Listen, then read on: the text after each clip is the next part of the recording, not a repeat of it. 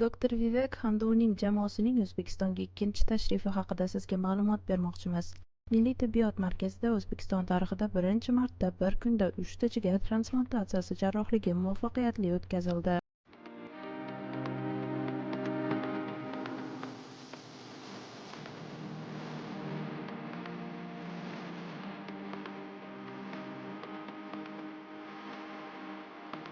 Doktor Vivek juda ham band bo'lishiga qaramasdan O'zbekistonga keldi hamda qisqa vaqt ichida 6 ta bemor transplant uchun tayyorlandi. Milliy markaz va Hindiston shifoxonasi tayyorlov jarayonida katta tafovutlar bo'lmadi. Bemorlar davlat tomonidan order asosida shifoxonaga yotqizildi. Bemorlar va donorlar tekshiruvdan o'tganidan so'ng hujjatlar asosida komitet yig'ilishi bo'lib o'tdi. Ichkarini bir bo'lagini berishga rozimiz. Majburlamayapti. O'z xohishingiz. Doktorlar bemorlarga jarrohlik jarayonini va uning asoratlarini tushuntirishdi. Even after surgery, it will be normal. Okay? No. Milliy markazda hamshira va texnik xodimlar uchun o'tkazilgan treningda operatsiyagacha va undan keyingi jarayonlarni samarali boshqarish usullari ko'rib chiqildi. It is very important. Oxygen cylinder.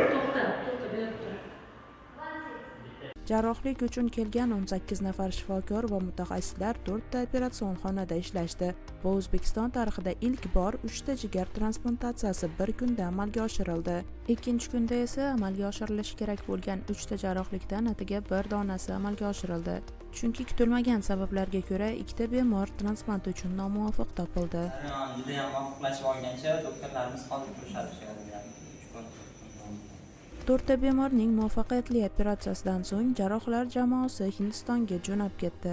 Bemorlarning transplantdan keyingi qarovini amalga oshirish uchun esa milliy markaz jamoasi bilan hamkorlikda ishlash uchun 2 reanimatolog va hamshiralar O'zbekistonda qoldi. Doktor Vivek milliy tibbiyot markazini o'zining 4-filiali sifatida tan oldi va har oyda jarrohlik amaliyotlarini o'tkazish uchun Toshkentga kelishini ma'lum qildi. An'anaga ko'ra, doktor Vivek transplantdan so'ng donor va bemor oilasi bilan rasmga tushdi. So let's have a photo together.